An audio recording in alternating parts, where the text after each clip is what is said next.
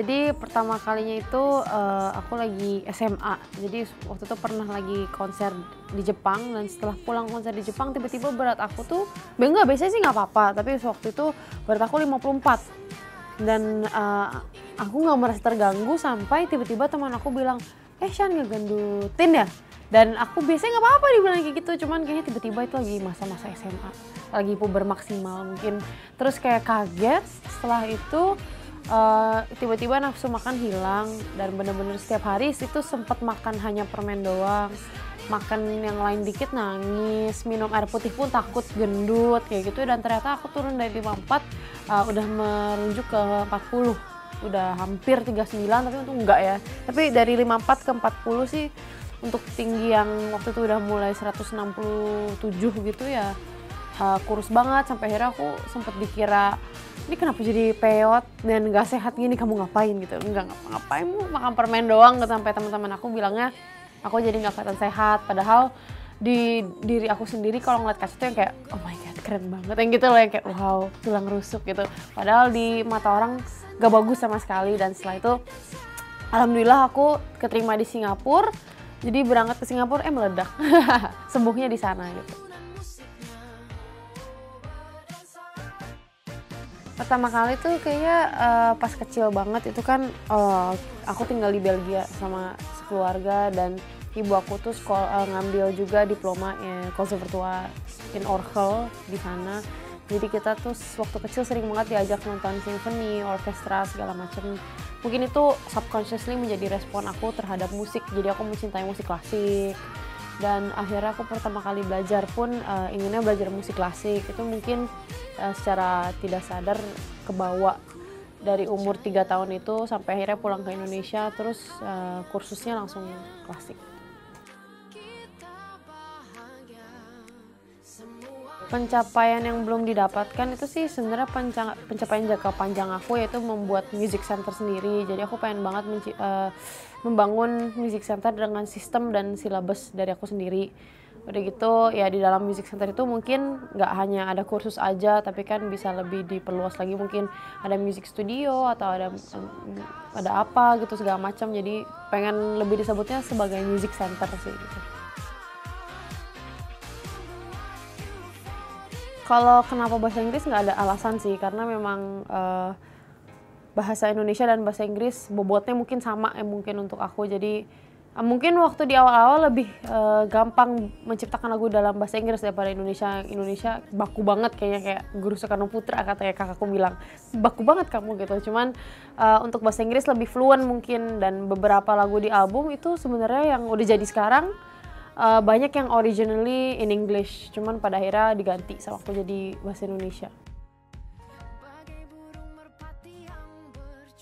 Aku pengen ketemu Jamie Cullum sih, dan aku pengen kolaborasi sama dia karena dia itu musisi yang menurut aku banget lah. Jadi dia main sambil nyanyi, kemudian dia juga mencipta lagu sendiri, terus dia suka improv. Pokoknya Jamie Cullum kalau ketemu kayaknya aku bunuh diri dulu, bangun lagi main bareng gitu. Tapi gila banget sih dia.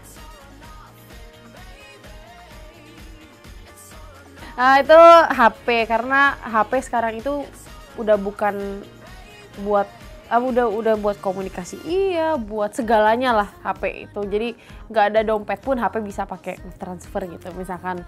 Jadi itu sangat membantu, satu bukan hanya hal kesenangan pribadi atau apa, tapi itu untuk sekitar juga bermanfaat. Udah gitu charger, karena kan HP kan bakal habis baterainya, butuh di charge. Itu penting banget sih sekarang, portable charger kali ya zaman sekarang. Terus yang ketiga itu headset, karena kan aku suka dengar musik atau kadang mendengar kembali apa yang pernah aku buat, itu biar mateng aja ide-idenya. Biasanya aku pakai headset gitu sih. Alhamdulillah sih menanggapinya dengan rasa syukur, karena yang akhirnya aku impi-impikan yaitu berkarya dan karya dikenal itu sedang menuai sekarang. Dan ya karya-karyaku pun dikenal oleh orang, dan orang yang cukup banyak ya di Indonesia. Kalau ngeliat dari views-nya gitu, aku merasa sangat diapresiasi. Udah gitu dengan tipe-tipe lagu yang menurut aku lagu-lagu yang jujur aja. Maksudnya aku mengeluarkan single pertama pun dalam bahasa Inggris karena memang ya aku merasa itu aku pengen keluarin aja Keep Being You, dan ternyata dari situ pun tidak disangka 2 hari nomor 1 di iTunes. Itu kan awal banget tuh, nggak menyangka. Dan mengeluarkan Tetap Dalam Jiwa juga awalnya ya musiknya pun aku ngerasa bukan musik-musik yang lah seperti market lah, awal-awalnya orkestral tapi di tengah-tengahnya dimasukin beat urban lagi gitu kan. Aku cuman pengen terus menjadi musisi yang jujur, ternyata banyak yang suka juga dan banyak yang merasakan hal itu, apresiasinya juga baik, jadi aku bersyukur banget sih. Nggak dilema, itu aku pesta karena kayak itu mimpi kan. Dari awal tuh udah aduh aku harus kuliah musik gimana pun caranya gitu, dan ternyata di Nanyang itu ada fast track namanya, jadi kita bisa ikutan audisi tanpa harus lulus SMA tapi harus punya sertifikasi. Kasarnya sertifikasi SMA-nya udah harus lulus di musik tapi nggak usah lulus SMA di sekolah publik gitu. Dan aku ikutan audisi, tapi keterima, dapat scholarship lagi, ya pergilah. Masa udah dapet kesempatan seperti itu terus kayak gak apa-apa aku harus lulus ya, udah nggak ada rasa-rasa kayak gitu. Aku langsung berangkat dan udah deh.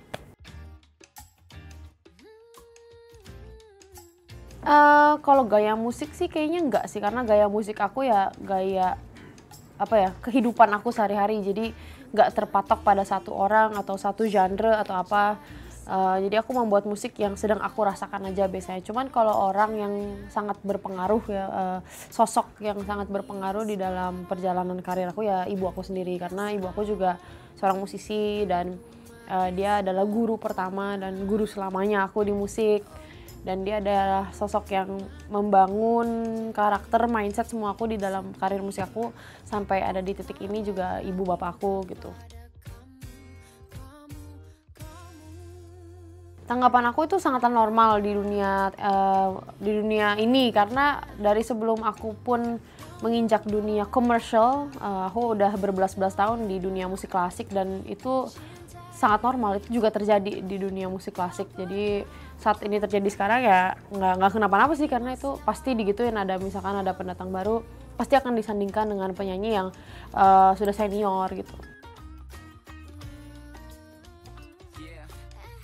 Sebenarnya itu adalah pemikiran awal orang sih, tapi setelah orang mengenal sekarang kayaknya udah nggak pernah ada yang ngebanding-bandingin lagi sih, udah jarang banget. Dan karena mereka akhirnya udah mengenal siapa jati diri aku, seperti apa musik aku. Kalau dulu kan nggak kenal sama sekali dan mereka cuma ngelihatnya dari satu foto misalkan di Instagram dari 7.000 foto. Jadi itu sebenarnya bukan satu konten yang kuat untuk mereka bilang kayak sama gitu. Jadi menurut aku setelah mereka tahu bahwa oh beda banget gitu ya udah mereka akan diam sendiri.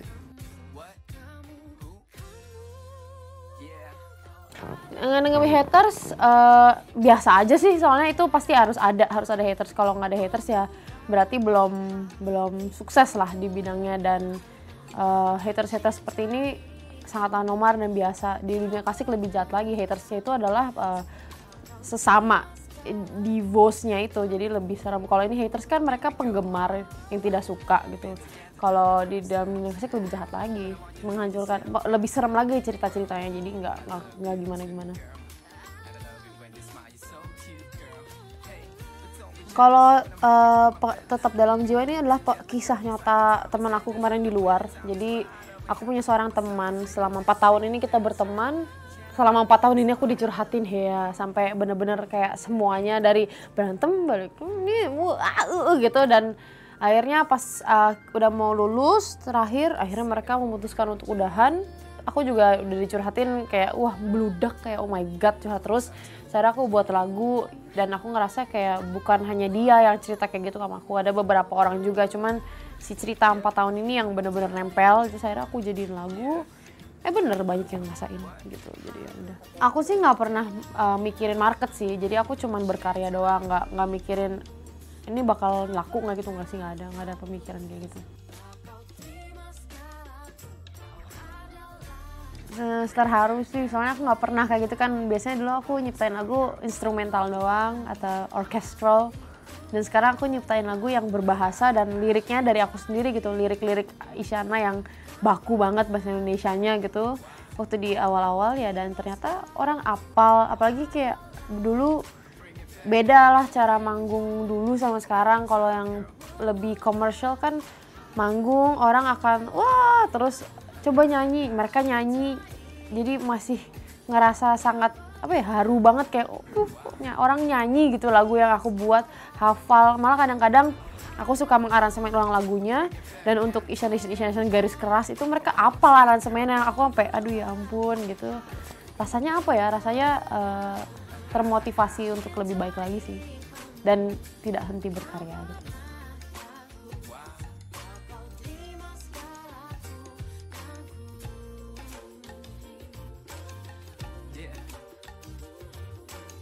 Can't nobody love you like me.